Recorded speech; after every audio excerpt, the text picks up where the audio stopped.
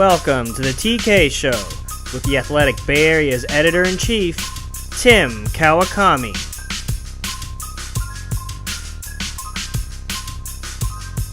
Everybody, Tim Kawakami here from Levi Stadium. Really glad to be here, watch the last mini camp practice, and now sitting across from the general manager of the 49ers, John Lynch. John, great to have you on. This is your second time with me, first time in this iteration. The first time I think I was having a coughing fit during, so I don't even remember that. I do remember that. I appreciate you going through that and coming back on the show. Good to have you on. I mean, you were there for the mini camp practice. What did you think of this? Look, to me, and I've heard the reports of the first one, the defense certainly looks like it's rising up. They certainly hadn't met the challenge today, at least. Yeah, I think the defense got stronger as these off-season workouts, developed, and I think that's always a good thing when you kind of go back and forth. Offense has their day. The best teams I've been on, it's kind of tit for tat. We're going to get you this day. The offense got you at Tampa sometimes? Not much. I wish. Would have been better. But that year we won the Super Bowl, by the end, we were having those kind of practices, and that's when you've got a feeling that you've got a pretty good squad. And so we had a lot of that going on. I think the defense did finish extremely well. Salah, I told him he's got to be careful out there celebrating, doing cartwheels in front of our head coach, who does call the offense. But he was enthused, and he should be. I asked Kyle this. You obviously make the huge commitment to Jimmy, and he's now the guy, obviously.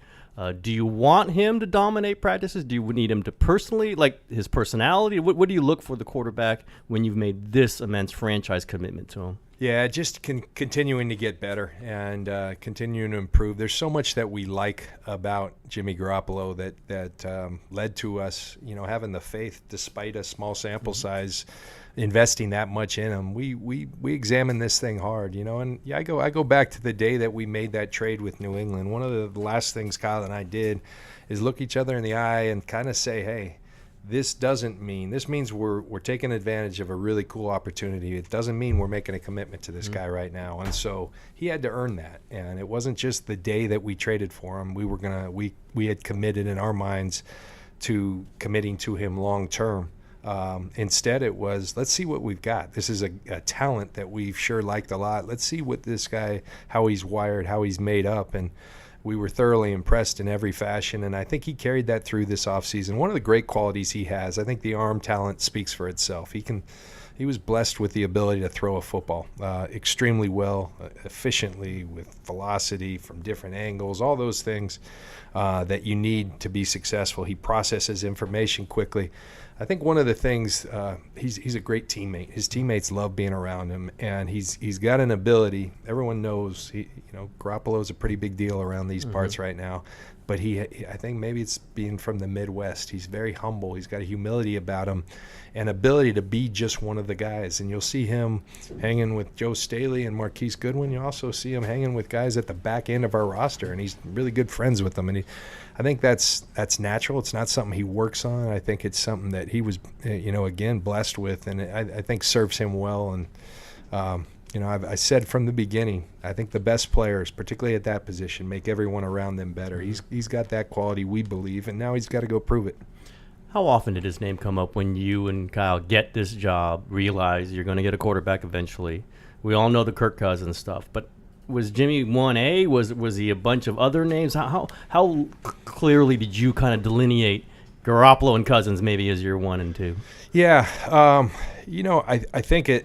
I forget exactly how it went. Kirk was an obvious as we started watching a lot of, one of the first things he and I did, we sat around and we watched a lot of tape, and a lot of it was around the quarterback position because we're watching offense in general. But when we really started focusing on that position, there was a lot of Kirk in there because he had coached Kirk and a lot of other guys. And one guy who kind of intermittently showed up in terms of the arm talent, what he's looking for in a short space. This game, defensive line seems to get better and better, and so you don't have these huge amounts of space that you can step into. You better be able just to generate the power, and Jimmy kept showing up, and I had seen Jimmy in my broadcast duties one of the great things as a broadcaster, you get to go out to practice, and so you see, even though he's not even playing, Patriots practice. yeah, you get to go out and watch and hear their coaches talk about him as well, and so had an appreciation. But I think that's when it first started. So I don't know if he was 1A, but he was a guy that we coveted enough at some point to pick up the phone and inquire about him. And as we've said before, that was quickly turned down, and then things developed, and fortunately broke our way on that. One thing I want to clarify is it was always a second-round pick, was what you mentioned to the Patriots. Always like, would you do this for a second-round pick? Well, I mean, the semantics of the deal, everyone agreed to make them, private. But yeah, that's how the offer came, and it was really good business. It just didn't take too long. Kyle and I had to talk about it. We pulled some other people in there, and we talked about it, and we didn't hesitate. We did it. Interesting, because I would have thought, you said that you didn't make it saying we're going to commit to this guy fully. Yeah. I would have thought, okay, second-round pick, it's not, a king's ransom, but it's a significant thing to give up, especially where you were at the time. Yeah. It was going to be a very good pick. You didn't think, okay, wait a minute, this second-round pick, we've got to make sure that we're going to franchise tag this, right? This guy is not going away for nothing. Well, that's, the franchise tag was kind of an intermediate step. Yeah. And, we always knew we had that at our disposal. But I think, you go back to, when we came into a place that, the cupboard was fairly bare in terms of what we thought in terms of the roster. But they had a lot of cap room. They had a lot of draft equity and capital. And then we grew that even more with the trade that we made with the Bears. We got more draft picks. And so, yes, it's a second-round pick, which is very valuable in this league, but we had 9 or 10 of those, and not 9 or 10 second-round picks, but 9 or 10 picks. And so that gave us a little freedom to say, hey. And then we knew at that position, it became apparent quite quickly that it was worth taking, in our mind, the risk of giving up a second-round pick for that type of talent. I hate beginning questions like this, but you probably won't answer this fully. But if I was writing, if New England asked you for a first-round pick, wouldn't you have done it? Wouldn't you? If they've asked you for a young player, wouldn't you have to be do it? Be in the book someday. The John Lynch book. I would have said, man, I tell some of these guys, I would be a much tougher poker player than some guys. I would have said, you're giving us a first-round pick or else we're not doing this deal. But I understand there are a lot of different pressures going on. Mm-hmm. There's a lot of other things. As you approach this season and you look at this team on that field, do you go, man, we're more talented than, you can just feel it. Do you tell that to yourself? Oh, no doubt. And, it's something we're proud of. Now, that doesn't guarantee anything. I've been on teams where rosters have improved, but our record was worse. And so that's one thing Kyle, I think, has done a great job of communicating with our players. You're going to look around. You're going to see more cornerstone-type talents. You're going to see more depth. Everybody feels that. We still have to go do it. We have to go determine our destiny and our identity as a football team. There's so much roster turnover in this game, more and more each year it seems like, and so your team changes, and you got to go develop who we are as a football team, what our work habits are all about. We're going to talk to the guys tomorrow about Jerry Rice came and spoke to him this time last year, and I don't know if there was a better person to do that because he was known for his work ethic, and he talked about don't consider this 4.5 weeks of vacation. This is time away, and this is an opportunity where you can't be here, because league rules stipulate that. But what are you going to do on your off season, your time away, to become a better football player? And so this off season still goes on, and I think these guys are going to determine their own success. But we are a more talented football team. One last Garoppolo question I meant to throw in there. You've probably been asked this a few times, but you say you weren't quite sure when you made the deal because you want to see him.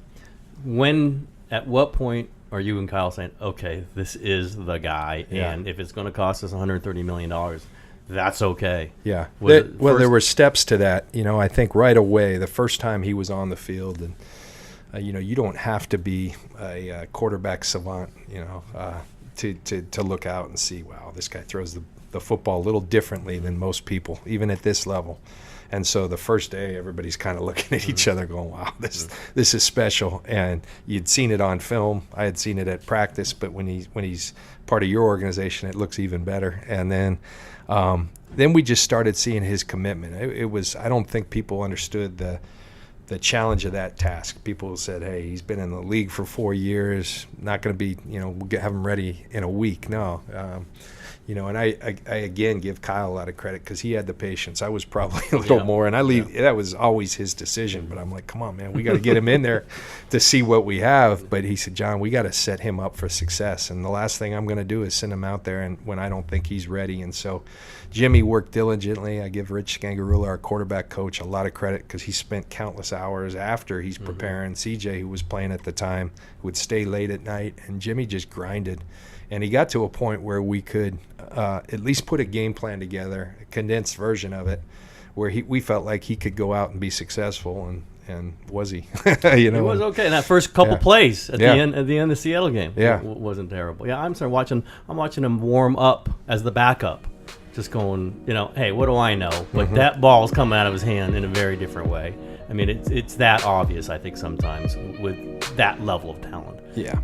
And I can understand, and I think I did the podcast with Kyle, but right before he started, it's just like, no, we're going to wait. So if you're a coach, I would think, I want to play this guy because of what I can do with the offense. But hey, he had the patience. He waited it out. We're going to take a quick break for a word from our friends at LinkedIn. Have you tried to hire someone lately? It's hard, but it doesn't have to be. Thanks to LinkedIn. A business is only as strong as its people, and every hire matters. So don't settle for posting and hoping the right person will find your role and apply. LinkedIn is more than the world's largest professional network. It's also a better way to find great talent. 70% of the U.S. workforce is already on LinkedIn, and businesses rate LinkedIn jobs 40% higher than job boards at delivering quality candidates. There is a place where people go daily to grow professionally and explore job opportunities. And that's LinkedIn. Just ask any of the hundreds of thousands of businesses who have posted to LinkedIn jobs over the past year. And because LinkedIn considers skills, experiences, location, and more to match and promote your job to potential candidates, businesses rate LinkedIn jobs 40% higher than job boards at delivering quality candidates. 22 million professionals view and apply to jobs on LinkedIn every week, in every industry. If you're not using LinkedIn for your hiring needs, you're missing out.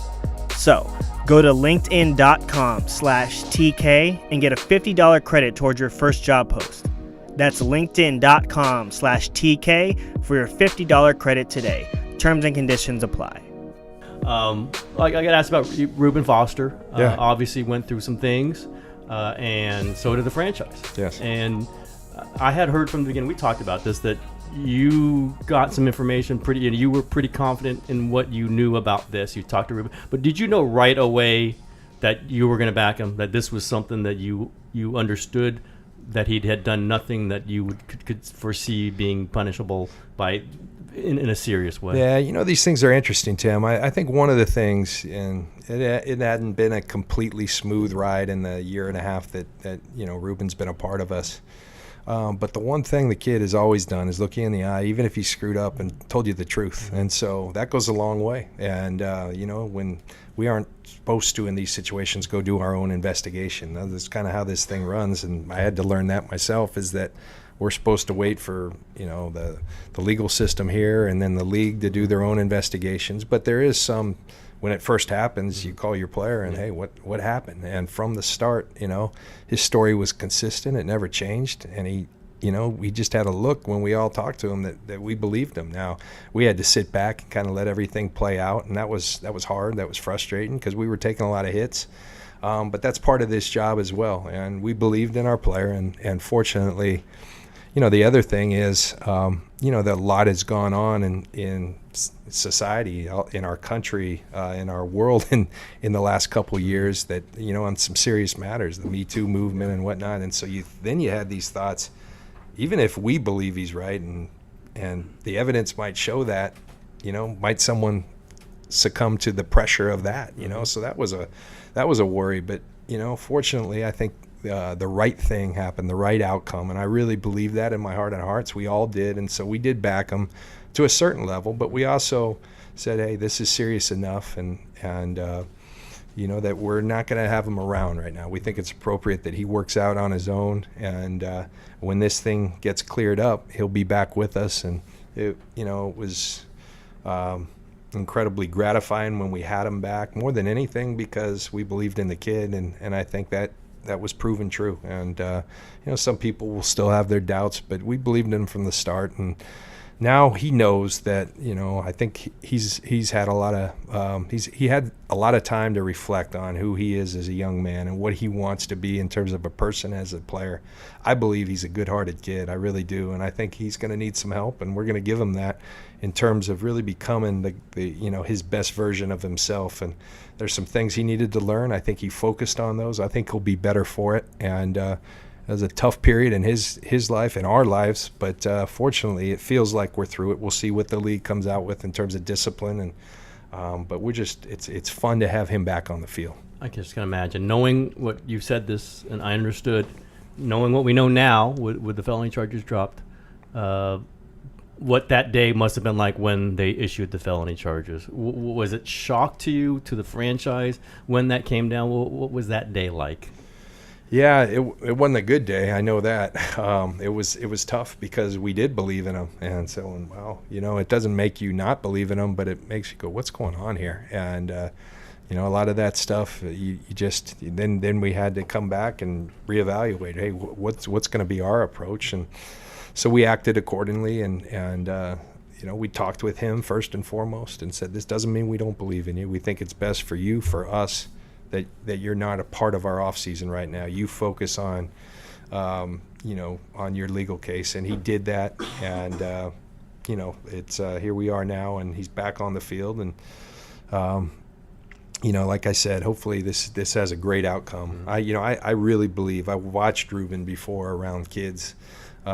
He's got a special place in his heart for them. I think he's a guy who will become in my dream of dreams, this guy comes, a tremendous player, but also a tremendous asset to this community. I think he has that in him.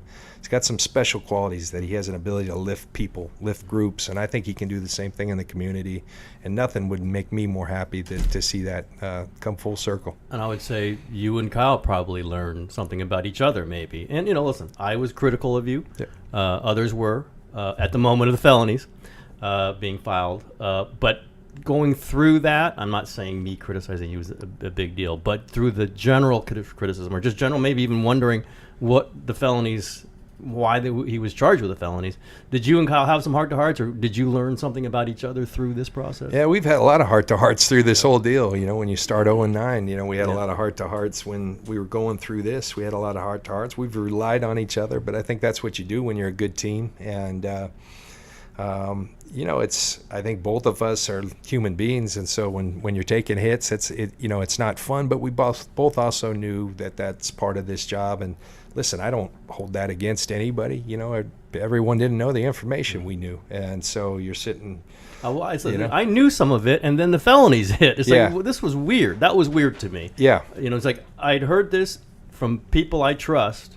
And then the felonies, like, well, there's got to be something else here, and then there wasn't. That was what's weird for me. I just wanted to check that. Yeah, and I get that. And so, but we had to do, I think the one thing that I really respect the heck out of the guy I work with, because, he doesn't talk a whole lot about it of himself, but he always wants to do the right thing. And I think that's how I was raised. That's how I'm made up. Just do the right thing. Even if you're going to take some criticism, what in your heart of hearts do you believe is the right thing to do? And so we tried to do that. Tends to be our guiding principle, our ownership as well, who was very involved in this decision and ultimately had the final say for it. They were extremely supportive when they needed to be. They also, when they needed to say, hey, I think this is the right approach here, they did it. And so I think it worked the way it's supposed to work. And fortunately, in our minds, the legal system did that as well. We can talk football here too. Yeah. You look at this, you see pass rusher and number one receiver. That's the one, everyone is okay. They could use a pass rusher and number one receiver. You get those in the draft. It's hard to get them in free agency, and you guys did not do that. Is that kind of a philosophy that you can get guys who aren't thought of as top 10 talents and get them in the spot generally, even for those two really, really high profile positions? Nah, I think there's an element to, let's start with the receivers. I think we like our receiving core more than a lot of people do. And people think, I will say that, like, the last couple days of practice, Marquise Goodwin wasn't out there. Yeah. And Kyle and I were just talking before I came in here, man, you feel it when he's not out there. His speed affects a defense. And so when a guy like that's not out there, you feel it. So, I don't know who's our number one. Pierre, Dante Pettis has come on. Trent Taylor has their role. I think we just have a collection of guys that we like all the pieces. Now, that's not to say if a stud talent comes out in any given draft and we feel like he's the best player, we'll make that leap. But we didn't feel that was the case this year. Pass rusher, absolutely. We believe, if I remember when John Elway first got the job in Denver. I asked him, "What's the best advice you've received?" And Ernie Accorsi, the old GM of the Giants, said, "Find your quarterback and find the guy to knock him down." And so that's kind of the most simple. So we very much believe in that it just hasn't fallen in line. Now Solomon we added, and I still believe Solomon's got some special qualities in him. I think he played well his rookie year. But I get it. When you draft a guy number 3, people want a guy who's taken over games. And we think eventually he'll get there. We think collectively we'll do it as a group. But we're always going to be looking for guys to do that. It just didn't line up this year. Do you see Solomon Thomas as an edge rusher at some point? Is that what you're inside rusher? Yeah, I think he's a in our system, he's an end on early downs, on run downs, and then he's a guy who we've always believed is going to make his hay and make his most plays and be the most dynamic player over guards. He's a quick, sudden, explosive, powerful guy. And big guards are going to be shaking in their boots, we believe, when he can get one-on-ones. And so he's just got to continue to develop. I mean, one move we made this offseason, Jeff Scanina does a great job with our D-line. But we felt like the next evolution of our defensive staff was to go get somebody who's really great at teaching pass rush. And we went out and got Chris Kiffin. And we feel like he's been a tremendous addition, not only for Solomon, but for that entire group. And we believe that will pay dividends. You have to, one of the things, our themes this year, going into the draft, free agency, let's get finishers. I think our first year we had this blank canvas, so we really had to fill a team. Okay, let's look for a slot receiver. And we got some cornerstone players, but really let's focus on finishers. So you look at a guy like Jerick McKinnon, he scores touchdowns. That's a great way to describe him. Yeah, speed. We think Mike McGlinchey in his own way is a finisher. You watch the way he finishes plays. We wanted guys that could, and so I think a lot of what we did this offseason was a little more focused on. We want guys that can finish games, finish plays. Pettis. I mean, he scores touchdowns in special teams. We believe he will as a receiver. So it was we always have a theme to kind of what we're doing in an off season and re-examine it, and that kind of was the theme this year. Everyone talks about expectations. They are what they are. You go 5-0 at the end of the season, it puts you at a certain level. But did you deserve the record you had last season? I think it was 6-10, right? And are you? What comes next after that? Of course we deserved the record, because that's what it was, and that's not to say that it wasn't heartbreaking. It was, I'll never forget those. I don't think I ever will forget a tougher stretch of football as a player. And now as in 1 year as a general manager, is those 5 games where we lost by 3 points or less. It was just like, come on, this is ridiculous. What did football gods? What did we do to you? But you could, again, we always go back to Kyle and I. People say, how did you keep it together? Well, we talk to our team all the time about focusing on what you can control, and I was taught by my parents long ago, attitude and effort every day. You can do something about those 2 things, and our team was doing that. They were going out there. Tremendous attitude, tremendous effort, and it wasn't happening. But we knew we were going to get healthy. We were hopeful that we were going to get healthy. We had a lot of guys hurt. We had a lot of young guys who you're going to pay the price early for playing young guys. But I think if you stick with them, they really come on at the end of a year. We saw that happen, and then Jimmy kind of happened, and everything got a lot better.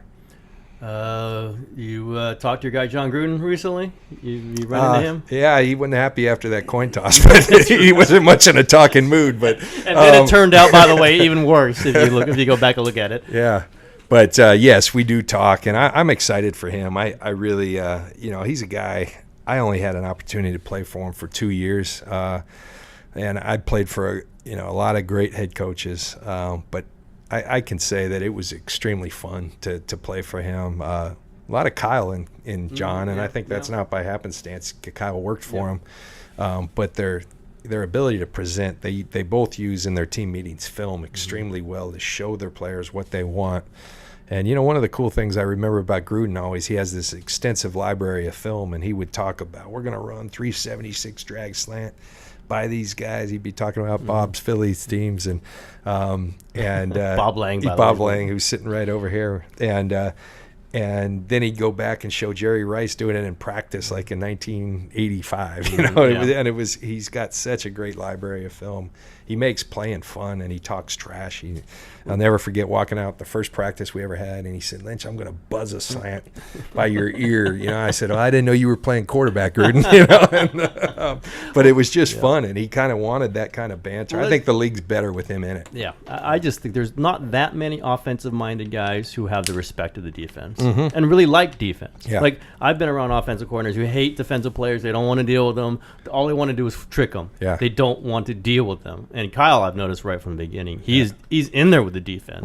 Gruden, there's some guy, Harbaugh, I would throw another guy. Right. Like, there's just not some guys that, like, offensive guys can get a little intellectual, right? Yeah. They can get a little X and O thing. Yeah, and a little bit elitist. They think they're better than the defensive guys. How about I've that? always had that How about feeling.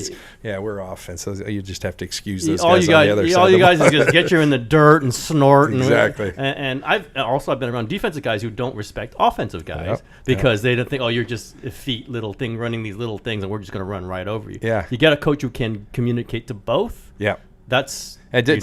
unique. There you just said the word. I think John's got a great ability to communicate, and he's dynamic in his presentation and all that.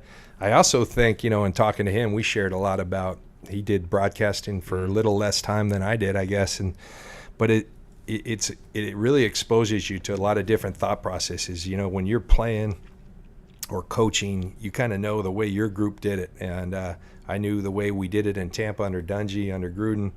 I knew playing for Mike Shanahan, a little bit for Belichick, so those are the experiences I had. But in broadcasting, you go meet with Pete Carroll, you go meet with Andy Reid, and you just get exposed to it. And you meet with some bad coaches, and you see, hey, here's the reason why he's not successful, why this organization. You go into a practice, and the GM saying, hey, we've got all the players. If these guys were coaching them, and you can see, well, there's no synergy here. This is not going to work. I mean, you learn a lot of lessons that you otherwise wouldn't be exposed to. And John had that same experience. I think it will make him better having done that. But you're just heartbroken you didn't get Hard Knocks, by the way, huh? It was a dark day. Shucks. You're going to have to make the playoffs just to get yourself out of eligibility for it next year. Exactly. There's a motivating factor. Yeah. Okay, I'm asking you the question. I'm sure I've asked you before. I'll ask you again. You can answer the same or any which way you want to. This one I'm not going to be coughing over. John, what's your favorite restaurant? Okay. Well, last time I said Nick's Next Door in Los Gatos, and that still is a favorite. We love that. I will tell you, somebody turned me on. I think Parag turned me on to this. There's an Italian restaurant up in Palo Alto called Terun. Okay. And man, it is downtown good. Palo Alto. It's on California Street, okay. And it is big time. One of those places. I'm a creature of habit, so I like going the same places over and over. I like it when they know me and I know them, and that's just a place that I don't go out much because my family hasn't been here, so I'm usually in here, and they feed us really well right here in our cafeteria. But when I do go out, Terun is a place I What's go. the John Lynch order there? Well, they have tremendous pizzas, and they've got this one pizza where it's like this, pizza, and then this, I forget what kind of cheese, but this giant glob of cheese, and then it kind of, as it warms, it kind of spreads out over your. Oh, it's so good. Man, Probably not good for you. But all right. And then they have a tremendous. I mean, their pasta's homemade and just outstanding. It's a really good restaurant. You've just made me ridiculously hungry, Yeah. John Lynch. All right, listen, I really appreciate it, and I appreciate doing a show with you where I'm not sick, and I appreciate all that. But great talking to you, Yeah, and thank you. we will see you throughout the season. Which is, you got a week. You're taking off like your players, or you're going to have to be working through this month. You got to take the time. You got to take. Yeah, I'm taking off. I owe it to my family. I've been apart, from them for the most part for a year, other than some selected weekends. So it's going to be valuable time for our family. But you're always working. That's one thing I realized of this thing. I'll leave and I'll have a call from Bob or somebody else. Just probably on Friday. Ignore Bob. Ignore Bob. Yeah. He's going to Shinnecock anyway, so you can just. Wow. Am I breaking news there? Nice. That's awesome. I wish I would stay on Tiger's yacht. I hear the traffic's really bad. All right, listen, John, I really appreciate it. Thanks for being. That's a show for today.